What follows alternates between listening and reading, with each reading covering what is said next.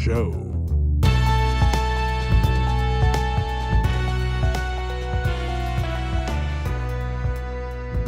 Friends, enemies, neutrals, brothers and sisters. People wonder why I offer that kind of an introduction. Well, I want to include everybody. I have a friend or two. I know I have enemies, but if you're watching, all of you are welcome. This is one of those situations where I'm going to talk about something that people are misinformed about, and the ones with the least information are doing the most talking. You hear the letters CRT, which stand for critical race theory. The word critical is important.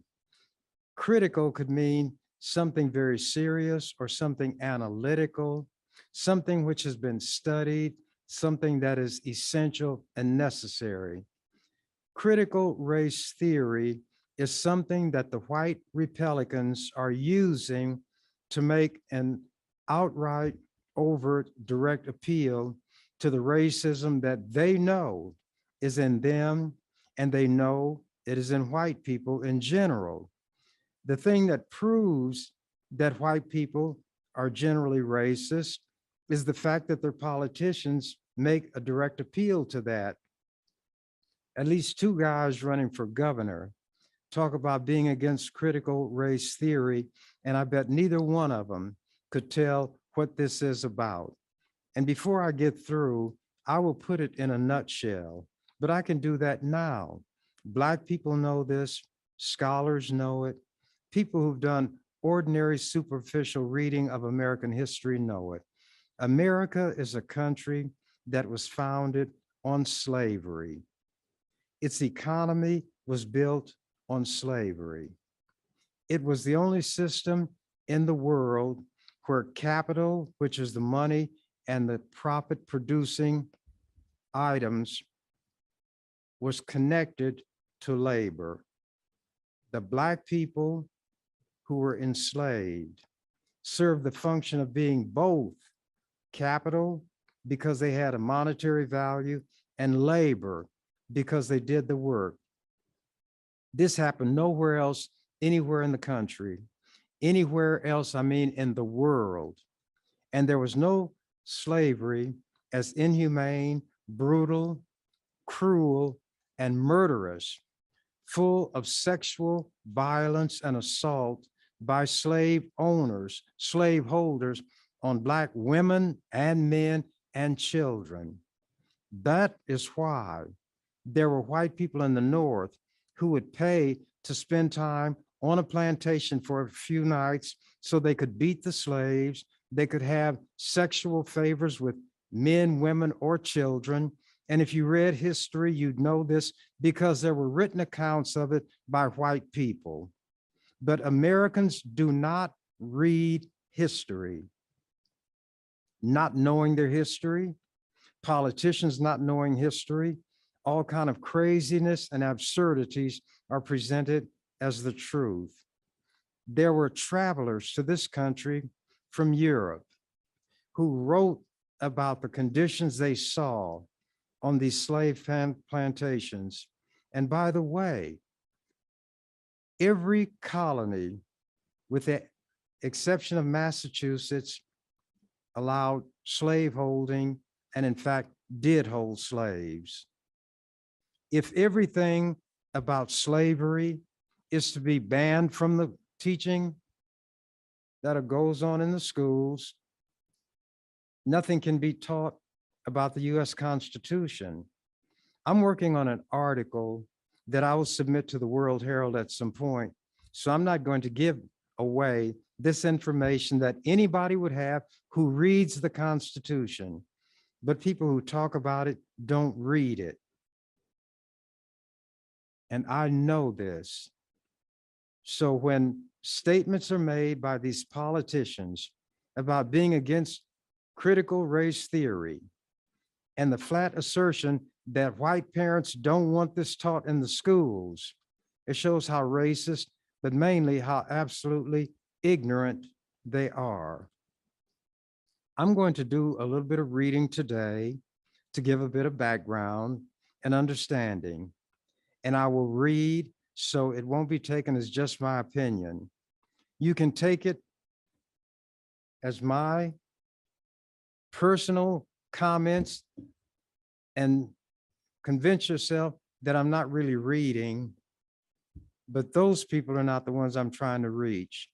I'm trying to reach those who may have at least 2 or 3 brain cells operational. In no society throughout history was the populace at large highly educated. There was a period in Europe known as the Renaissance.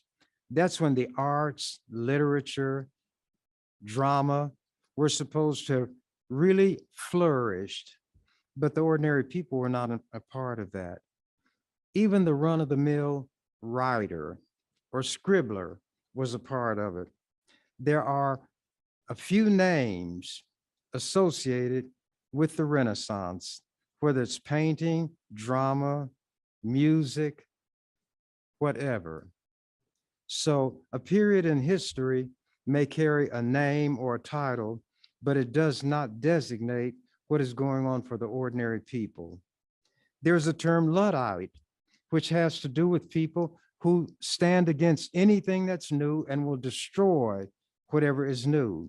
They don't realize that there was a guy whose name was Ludd, Ludd.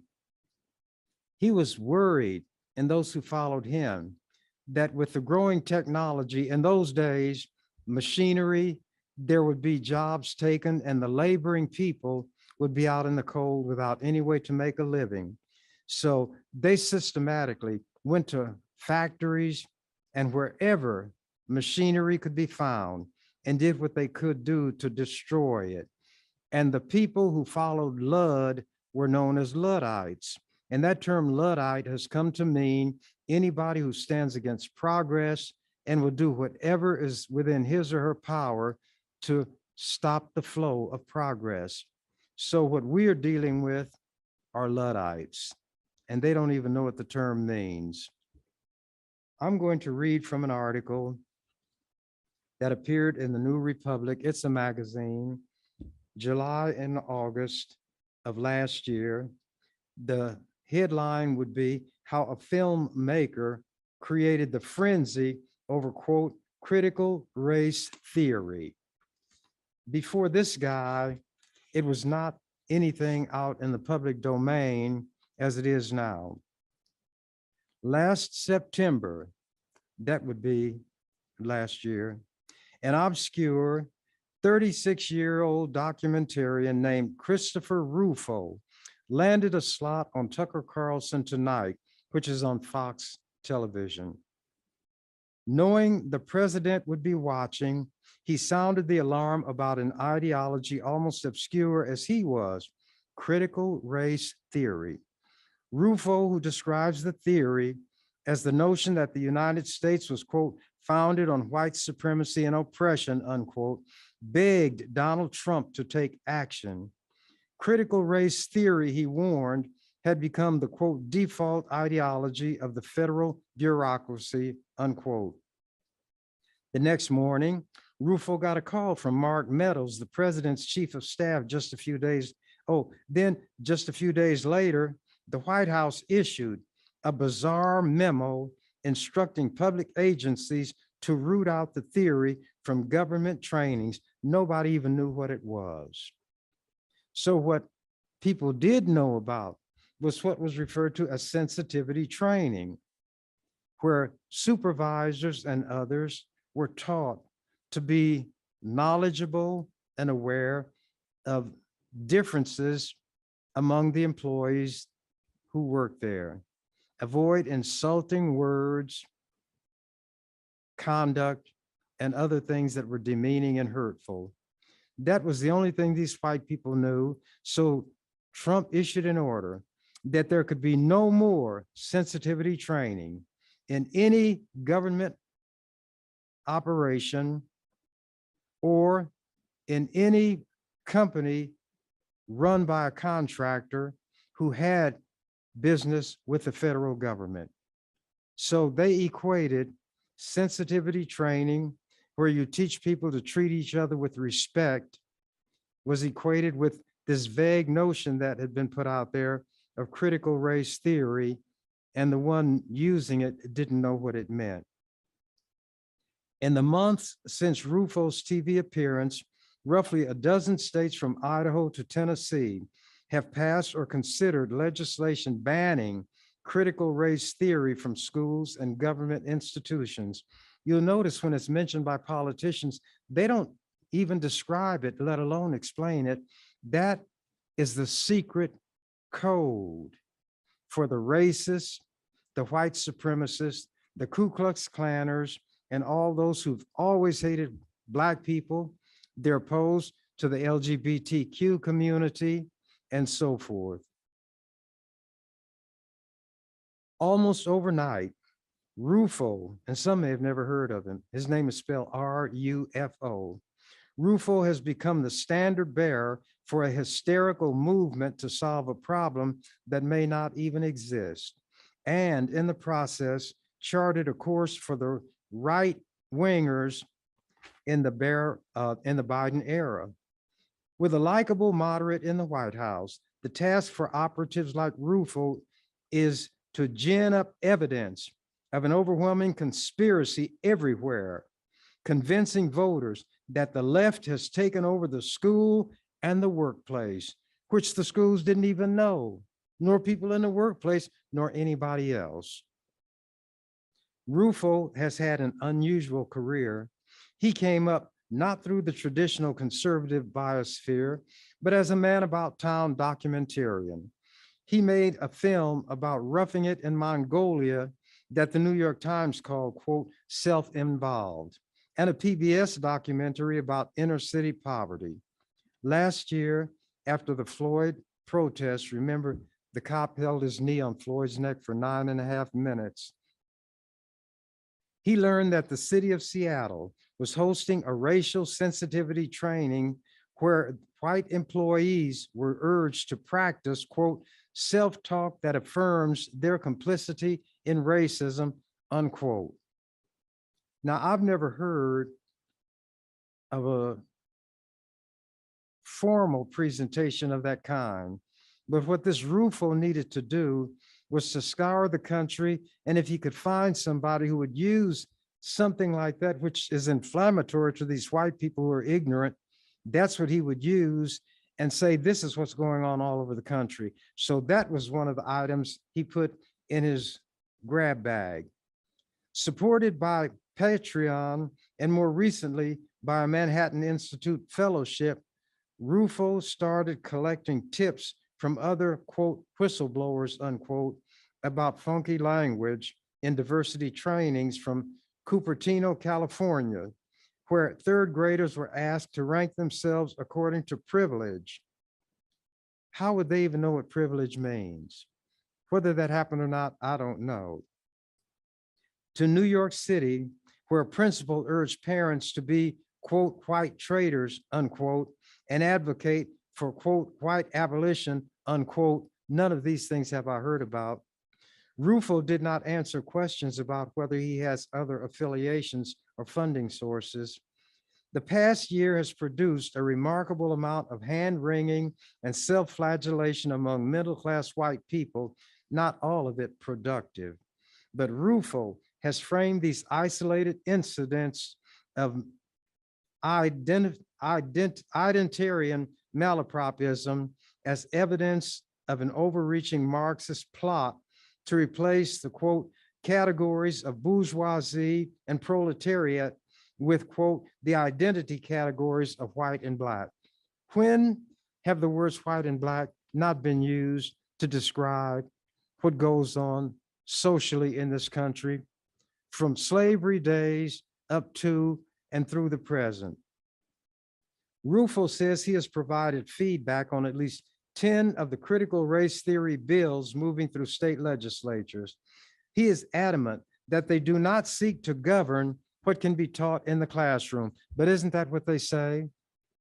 Critical race theory is banned. Continuing. And from a textual standpoint, he may be right, meaning that certain specific words may not be used. The Idaho bill prevents schools from teaching, quote, that any sex, race, ethnicity, religion, color, or national origin is inherently superior or inferior. The Texas bill, meanwhile, stops schools from saying any individual is inherently racist, sexist, or oppressive. The rhetorical gambit is for the text to mimic the facially neutral language of civil rights, even as the rhetoric around the bill conjures up a Marxist menace. People who might discuss these bills won't know the language in the bills, just as people in the legislature, when I was there, would talk about bills without having read them. They would introduce bills brought to them by lobbyists they had not read. So I would ask questions of the introducer about his or her bill, which that person could not answer. And that's why they thought I was so brilliant. I knew these people's bills better than they did, but I read the legislation. That's what I went there for, to be informed. And there were people who would come to me to have me explain to them what their bill was about. And if the bill was not harmful, I not only would explain it, I would draft amendments that they could take up to the bill drafter that would be incorporated into their bill or even take the place of their bill. But if it was one that I disagreed with, I would tell them, you have to find somebody else to do something about this poison that you're bringing, but be ready when you bring it on the floor because I'll be there waiting for you. And that would intimidate some of them to such a point they would drop the legislation. And that's how my reputation for being the most powerful senator who ever served in the Nebraska legislature came into being. My secret was to read the bills, to understand what they said, to understand what they did, to be able to describe the impact on the ordinary citizen, to explain how they either dovetail with other legislation that was already on the books or clashed with it or contradicted it. That's all that I did. That's all any person in the legislature should be expected to do. And that's the least such a person should be expected to do. Don't you think that a bus driver should be required to know if there are pedals on the floor, which pedal does what, which way to turn the steering wheel to make the bus go one direction or another, to at least know the difference between the gas pedal, which they call the accelerator, and the brake pedal? That's all I was telling these senators that anybody could require of them. But they didn't go there for the reasons that I had for going there. They wanted to be wined and dined by the lobbyists. And I ridiculed them so much about that, that they finally cut it out. When we would stay late nights, late in the session, the lobbyists would actually be given a place in the legislature where they could prepare meals. And the senators would take time out from these long sessions that we had with me dominating. I never left the floor. I didn't feed off the lobbyists, but I ridiculed them and I talked about them. And one time I knew that they were in the middle of eating and I did something that I ordinarily won't do. I said, now I want all those senators who currently are eating to listen to this joke. There were two guys arguing in a tavern and there were spittoons. And one guy bet he could drink more out of the spittoon than the other guy. So they had the wager. And the first guy picked it up and saw that slimy stuff in there, cigarettes and cigar butts. And he said, you go first. So this guy was drunker and he picked it up and he started chug-a-lugging and drinking. And this brown slime was running down the side of his mouth, his neck, soaking his clothes, and he continued. And when he got through, he belched. And they said, how in the world could you do that? You drank that thing dry. He said, well, it was just one long string. And people came out of that room where they were being fed by the lobbyists. Anyway, that's what goes on with the so-called critical race theory nonsense. Of course, it remains unclear who would enforce these types of laws, but Rufo and his fellow crusaders don't seem particularly interested in that. The single greatest threat to the Republican Party is its newfound electoral weakness in the suburbs. In order to regain strength in those areas, especially during a midterm that will draw out a more educated segment of the electorate, the conversation that these people are having is the following. The conservative movement must convince suburban voters that the other side represents an unthinkable Marxist menace. And they don't even know what Marxism is, by the way. With a slew of state bills and an obsessive focus on a few isolated statements by misguided public employees, Rufo is attempting to convince swingable voters that liberals and leftists have engineered a totalizing takeover of public institutions. As in the days of Joseph McCarthy, the question is not whether the menace exists, but who can be made to believe that it exists. Rufo has made it his business to find it everywhere he looks. So now you know that this fellow Rufo was the one who started it all. Now, there are two conservatives who are famous. They made their money through chemicals, the chemical industry. They were known as the Koch brothers. They were born and raised, at least in their early years, in Germany, and their nanny was a practicing Nazi. And they are known to give to all kinds of foundations and charities. If you drive the highway, you may see occasionally these huge semis with the word Coke written on it, K-O-C-H. That's how they spell it. Some people pronounce it, who has that as a name, Coke, some Cook, others Koch. But the Kochs pronounce it Coke.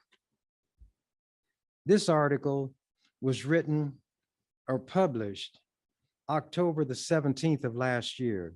Conservative Koch network disavows or is against bans on critical race theory. As conservative political groups mobilized to ban in schools what they call critical race theory, one prominent backer of Republican causes and candidates is notably absent. By the way, one of the Kochs died not long ago. Leaders in the network built by the billionaire Koch family say they oppose government bans over teaching about race and history in schools. While they note they don't agree with the ideas at the center of the fight, they argue the government bans now enacted in 11 states stifle debate essential to democracy. Quote, using government to ban ideas, even those we disagree with, is also counter to core American principles, the principles that help drive social progress, said Evan Feinberg, executive director of the Koch-affiliated Stand Together Foundation. That position is in line with the network's long-held libertarian streak, but it has sparked fresh charges of hypocrisy from the megadonor's critics. After spending years pouring money into conservative groups, the Koch groups cannot distance themselves from the movement it helped build, they argue. Quote, they have this nice position. They want to talk from a public relations standpoint, but their money has gone to these groups that have the opposite effect on that agenda, said Lisa Graves, board president for the liberal watchdog group Center for Media and Democracy. The Koch organization first went public with its position last spring as state lawmakers and conservative groups began passing legislation that bans from classroom specific concepts, including the idea that racism is systemic in society and the US legal system. Everybody knows it. Everybody knows that if a defendant is Black and the plaintiff white, The white person's going to win, the defendant's going to lose. They know that Black people get arrested for nothing. They know that charges are trumped up. One young guy got a $900,000 settlement from the Kansas City Police Department. He was a teenager. They arrested him and held him in jail 2 or 3 weeks. They claim that they arrested him because he resembled a teen they were chasing who threw a gun away. Well, when the body cam was looked at, the one they were chasing was taller, thinner.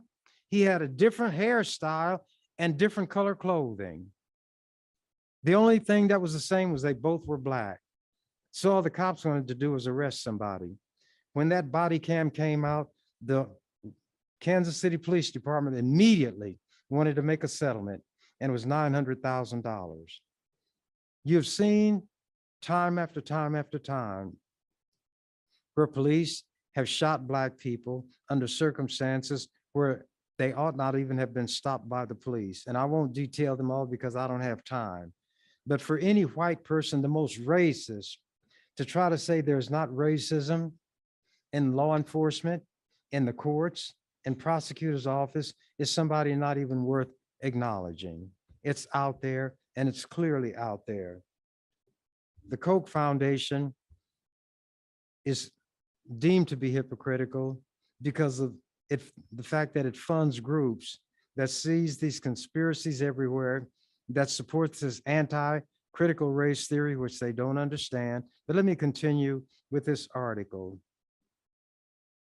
The effort, now who knows anything about the history of America would say that racism is not systemic. That means throughout and governing in society, whether it's employment, housing, where there's still redlining, trying to obtain loans, certain jobs, and in the legal system. And now with Trump and others, they deliberately say we want judges who will uphold white supremacy. They don't use the words white supremacy, but the white way of doing things. Continuing. The efforts were prompted in part by the backlash to the 1619 Project, a New York Times Magazine initiative aimed at rethinking the role of slavery in the nation's history and development. Now, this book, see that it has almost 600 pages. It has numerous writings, essays by numerous authors. This is the 1619 Project, the book detailing it. And the idea was advanced by the New York Times Magazine. And 1619 is the year that slaves were first brought here, excuse me, and taken off the boat. Now, when people are attacking the 1619 Project, do you think they even know what it is? Do you think they've read this book? Do you think they even know that a book exists called the 1619 Project? That's the ignorance and idiocy of white people. Not all white people, but the vast majority. They don't read. They don't think. What thinking they do is in cliches. They speak in slogans. Whatever the latest thing is that was fed into them, that's the thing that comes out. A guy named Chaucer, old English author that most people don't know anything about, but I studied English literature, did very well in the classes because I'm fascinated by words, by people who can put words together, draw word pictures that create an image in your mind of what they're talking about. He wrote the Canterbury Tales. These people were traveling and each person told a story. I'm not going to go into all of them, but there's a line that I often use from my colleagues. He, like a parrot, was really quite dense. He remembered the words, but he didn't get the sense. So when they talk about critical race theory, they use the words, but they don't know what they mean. They don't know the origin. So they're really dense. They utter the words, but they don't know what they mean. it's difficult to debate when the one you're debating is an empty wagon making a lot of noise. I have been to the Massachusetts Institute of Technology, known as MIT, invited when, as Billy Joel sings in his song Piano Man, when I wore a younger man's clothes, when I was much younger than I am now, invited to MIT. I worked with professors from Brandeis University. I had spoken at Vassar, Pittsburgh University, Colorado University, Colorado State, some school, I forget the name, in South Dakota, down in Florida. I went all over the country. I was even invited, naturally compensated, to address the executives of AT&T. That's American Telephone and Telegraph, at their headquarters in New York. And here's an interesting thing that happened. I think it's interesting. I have adopted for myself, as those who've heard me before will know, Popeye's motto: I am what I am, and that's all that I am. When I went to New York, I dressed the way I always dress. And I dressed the way I dressed was because that's the way I dressed when I cut hair. I wore a sweatshirt and jeans. And if that attire was good enough for the people who gave me my living, it was good enough for anybody. And I would not let anybody impose a so-called dress code on me. If there were a situation where it is required to dress a certain way, and they know the way that I dress, then I would tell them I won't be there. And then they'd say, well, why not? Do clothes make that much difference? I said, I want to throw that question back to you. Do clothes make that much difference so that somebody you and your group want to hear will not be invited because of the way I dress? And invariably, they change their mind. So here I am in this swank restaurant. This was during the 60s, a long time ago, before some of you were born. And for a hamburger to cost $9 in those years would be considered exorbitant. But when I went there and I looked at the menu, I pretended, being a man of the streets, a working man, not to understand what these terms were. But just between me and you, and as old people say, the gatepost, I knew how to pronounce everything on that menu because I read about them. I listened to how they were pronounced. So I said, what is this right here? And the guy, the waiter, oh, he was dressed to the nines. He had on a white jacket, dark clothes, and he was standing there looking very professional. And he explained in language that somebody that he perceived me to be, that it's really a hamburger. I said, oh, a $9 hamburger? He said, yes, but sir, called me sir, because around this table were the executives from AT&T, and they dined there on a regular basis. Our dress code requires you to wear a jacket. I said, well, it's obvious I'm not wearing a jacket, and I don't have one on the back of my chair, so I have no jacket to wear. He said, oh, we're prepared for that. We have a jacket that we can provide you. I said, I don't wear other people's clothes. So if a jacket is what I have to wear, all these gentlemen are jacketed, you're jacketed also, and that is the rule. I believe in following the rules, so I'm out of here. And I got about that far up in my chair, and the headman said, wait a minute. Told the waiter, bring the maitre d'. I even knew what that meant.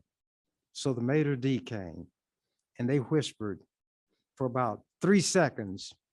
And the maitre d' looked at the waiter. He said, it's all right. Because see, these were big shot white men. And when these big shot white men spoke, that became the law. The law had to be changed. That would apply to any white person, and especially to a black person who probably couldn't even get in there on his own. But I am what I am, and that's all that I am. And to complete the story, I didn't eat anything. When I'm asked why I don't eat, I tell people I didn't come here to be fed. I came here to feed intellectually. So if you listen and pay attention, you'll learn something that you didn't know before I spoke. If you're very racist and hard-headed, you're going to be like a statue where Brahms could be played and there'd be no reaction because the statue is not able to appreciate that kind of music. So let's go on from here. And when I spoke to those executives, they were very impressed. And I think they were doubly so because here's a young Black man who could speak 10 words together and make sense. And I knew what they were thinking because I had read a lot about white people, executives, corporate structure.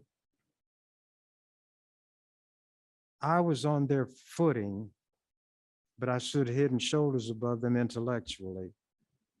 And I'm not saying that as a boast. That was demonstrated everywhere I went. I collect articles also, and they will always mention how fluently I spoke without notes. Well, I had notes, but they were inscribed on my brain. And I went there prepared, not to read, because I wanted to be able to look around that room all the time and see everything that was going on. And if I didn't know it, I wouldn't say it. But here's the funny thing. After I spoke for a period of time, they were prepared to accept anything I said as being true or at least plausible. And that's the way white people are. Appearances, badges, titles, all the superficial outward trappings. But I am what I am. And I told them what you see is what you get. And invariably somebody would want to title my speech because I wouldn't give it a title. And I never called it a speech. I said, speeches are given by very important people and professors. I'm just a down here on the ground working man. I give talks. I talk to people. So I don't call what I do and give a speech. They would give a title because they have to do that. There's a form. And 9 out of 10 times, the slogan in those days was, tell it like it is. And before I talk, I'd say, that is a common title that is given to my talks. They say, tell it like it is, until I tell it like it is. Then they become very offended. And I tell them, before you invite a man to tell it like it is, you understand how that man believes it is. But in trying to be courteous and treat you the way I'd want to be treated, anybody who doesn't feel comfortable here is entitled to leave now, and I will not take offense. And I'm going to give 30 seconds of silence when anybody who chooses to leave may do so. And guess what would happen? People began to twist and squirm in their seats, but nobody ever left. I've had experiences that would boggle the mind of these ignoramuses in Nebraska. And you know why I use that term? I use it advisedly. That's another way of saying I use it on purpose to serve a specific purpose. I look at television and watch the campaign speeches, spots as they call them, that those running for governor will offer. These kind of people will have usually an Eastern firm write these things out and choreograph it for them. So the first thing you have to realize is that those people in the East get a generalized opinion of what Nebraskans are like. And then they put words in the candidate's mouth that will appeal to those Nebraskans. And if you've been to the 12th grade, you'll know that those commercials of Pillin and that other fellow Herbster are laughable, They are hokey. You would look at them and say, obviously, the people out east think of Nebraskans as hillbillies, backward, ruralies, yokels, and backwood yokels at that. If you have intelligence, they're insulting you. They're putting that out there because they feel this is what appeals to you white people out there in Nebraska. Backwoods yokels, hillbillyish. You ought to be ashamed. And then here's this guy.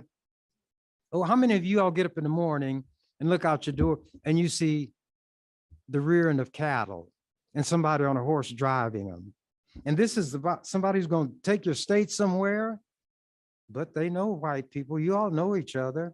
You know each other better than I know you, apparently. I gave you more credit for that than that.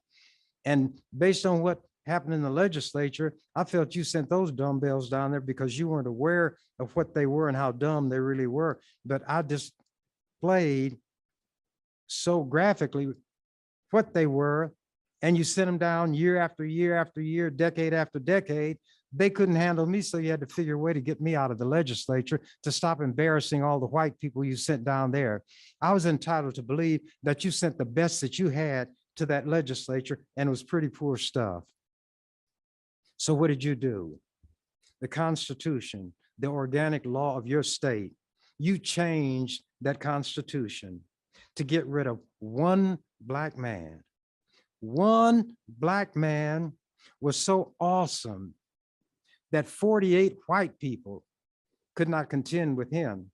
So if I'm 48 times better than your best white person, how can I avoid feeling superior? But I didn't.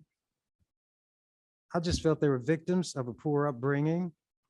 As little children, they were cheated in the classroom and not given the opportunity to learn. I think anybody, when they come into this world, has the potential to be an Einstein. May not be, but can learn.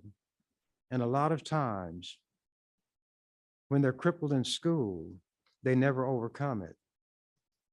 So you know the stereotypes of the backwood or rural school. People still call one-room schoolhouses, unqualified teachers, farmers who take off their one-hitch suspender overalls and become the superintendent when somebody from the city is coming out to talk to whoever's running the schools. That's the image that is projected. And when you look at these commercials that are put together by the Eastern ad makers, you see what they think of those running for office and the ones they're trying to appeal to. So here's this one guy, he's got a cowboy hat on his head. I think it's Herbster. And they put courage. What courage does it take to run for the governor of Nebraska? It doesn't take courage, but they say courage. And you white people in Nebraska, and I'm saying that hoping you're offended, because if you're offended, you'll pay attention and get angry. And anger, as the Bible says, resteth in the bosom of a fool. So I made a fool out of you already. Courage. He will protect us, protect American, Nebraska. What do you need protection from? So first of all, this guy manifests courage because he's going to run for governor. And he's going to protect you all from what? Well, you're scared of everything. Look at those commercials and see what a low opinion you would have of anybody who would swallow that swill. One of them says, I've raised hogs and I know hog slop when I see it. And that's what his commercial consists of, slop. And they're making fun of him and getting his money. Pillin had hired undocumented workers to work for him. Then when they started working, he called them contractors so he wouldn't have to pay any taxes. You know, when you work, there are employment taxes He had to give back several millions of dollars that he got from that federal government handout. The handout that your governor is so willing to accept to create a surplus of money in the Nebraska Treasury. Well, isn't your governor the one who is always talking about this big government in Washington, D.C., how they have to be stopped? Then why take the money? These politicians are going to go to Washington to stop Washington, but then they want to bring all the pork from Washington to Nebraska.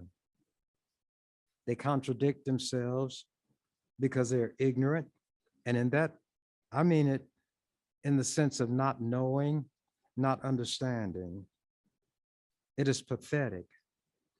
If you all were smart, you would want somebody like me as your governor, and this state would take off like a jet plane, and it wouldn't take that much to make it happen. But you fear people who think, who have principles. See, there's not a whiff of scandal connected to me. Nobody can say they gave me an illegal contribution because I don't accept funds. And whenever stories are given, written in the paper about those who receive the most money and those who receive the least, guess who's always there for the least? Me, because the number that they use for me is not a number, it's a zero with a dollar sign, because I don't accept anything from anybody. I do not try to impose my way of doing things on anybody else. But the least that you can expect from the people who offer themselves as your representatives, the least they ought to offer is an informed mind, a conscience that is sensitive to what is right and what is wrong, and to be honest enough to tell you what he or she actually believes in terms of what is right and what is wrong, and then lay out their positions in terms of what they will do. If I were to run for an office, I would tell them my record speaks for itself. Ask me a question about something and I'll tell you what my opinion is. If you agree and you know that I'm capable, then you vote for me. If you don't agree, you won't vote for me. I have never run and won an election where I received every vote. Something would be wrong if I did. I explained to people that I don't want somebody to agree with me just to agree with me. I don't even agree with myself all the time. I believe in what I say at the time I say it. But if I get additional information, I tell people my education has been improved.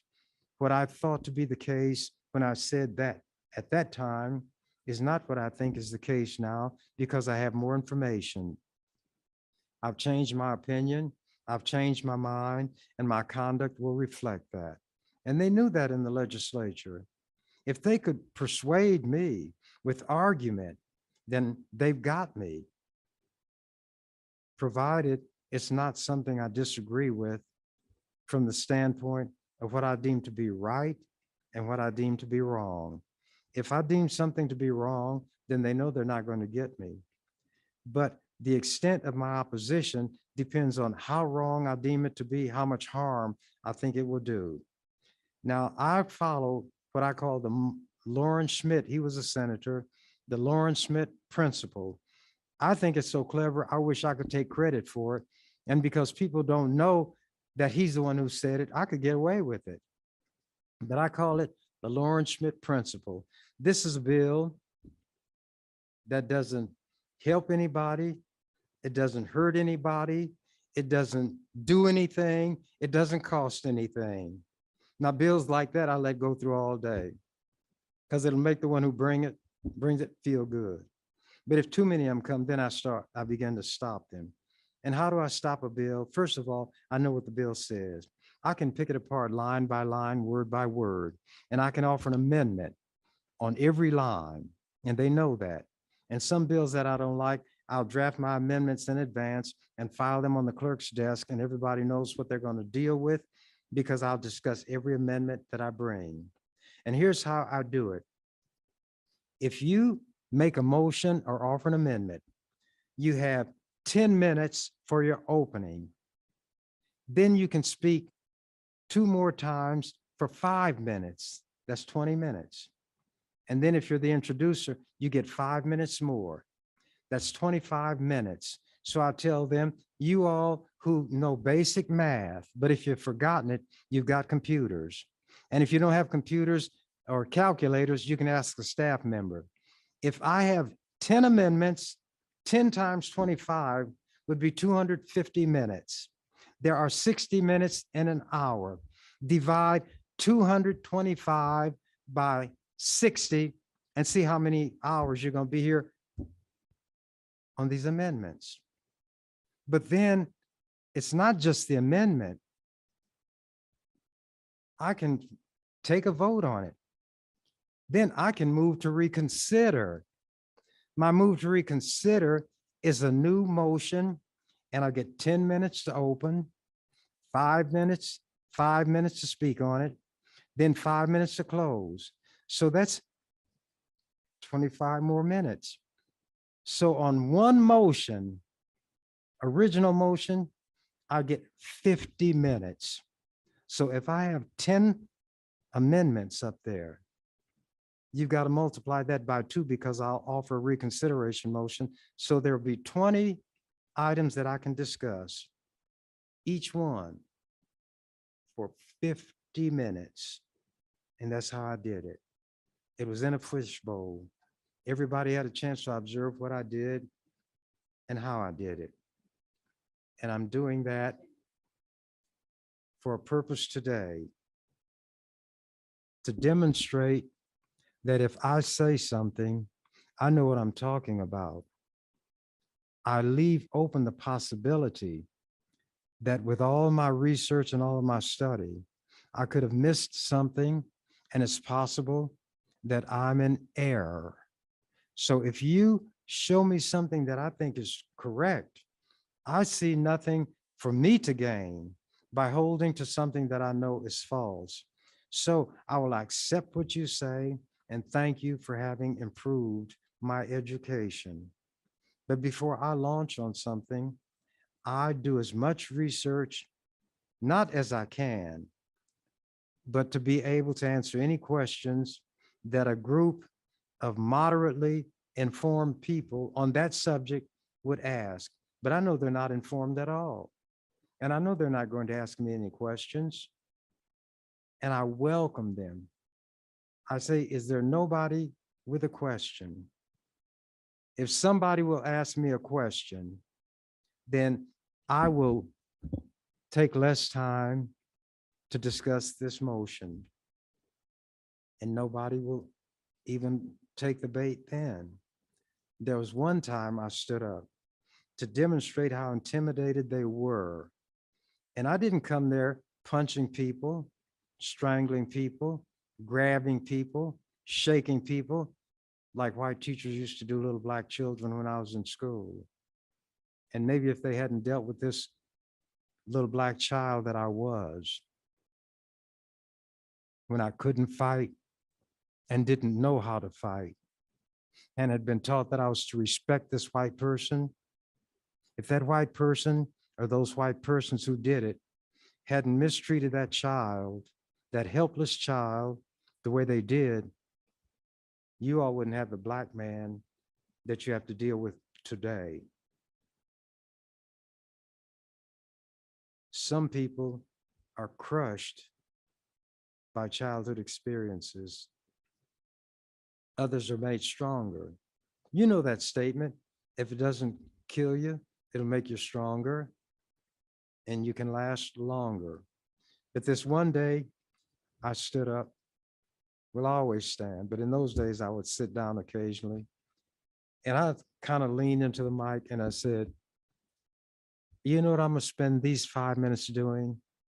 I'm just going to spend these 5 minutes chuckling. Then I would chuckle for 5 minutes. That's why I said I owned that legislature. And it's why white people were furious with me. How dare a black man come here? How dare a black man be so uppity? How dare a black man know the rules better than white men and women? So instead of telling the white men and women to learn the rules like I knew them, they wanted to get rid of the one who embarrassed these white people, and as they put it, embarrassed their state. The irony, though, is that I got invited to things that they didn't. When I filed a lawsuit against God, people who understood it were putting on a conference in Italy, and they're inviting people from all over the world, literally, to talk about whether or not there is a God. And they would have paid my way, but I told them I must be part vampire because I will not fly over the ocean and I will not be on a ship going over the ocean. And they say vampires fear running water. So I appreciate the offer, but I won't come. When I got the death penalty passed in Italy, they lit up the Colosseum in Rome with a big banner saying, "Congratulations, Nebraska, for abolishing the death penalty." And the young white senator who worked with me was named Colby Coash. I told him I was getting a lot of invitations and I was not going to do any traveling. So would he like to accept them because he had done so much work to help me get that bill passed? He said, "Ernie, you mean it?" I said, "Yes." So he went to Italy. He traveled all over the country. And I believe in giving credit where credit is due. And I told people the day that we overrode the governor's veto, and they were praising me, the reporters were, I said, "Wait a minute. I didn't do this by myself. I don't stand as 30 votes. I said, and if I could have done it by myself, you think all these years would have passed without me having done it? Go talk to Colby Coash. This young man did a yeoman-like job. I even got an invitation from the French embassy to come to a gathering in Washington, D.C., because they were going to discuss the worldwide attempt to get rid of the death penalty. And I turned it down. I don't know if Colby accepted it or not. But as I always say, when this time is reached, quoting the canary, when they told him the door to the cage is open, the canary said, "I'm out of here." Thank you for watching The Ernie Chambers Show. If you'd like to make suggestions, email us at ewcfacts@gmail.com. That's ewcfacts@gmail.com. This has been an EWC Communication production.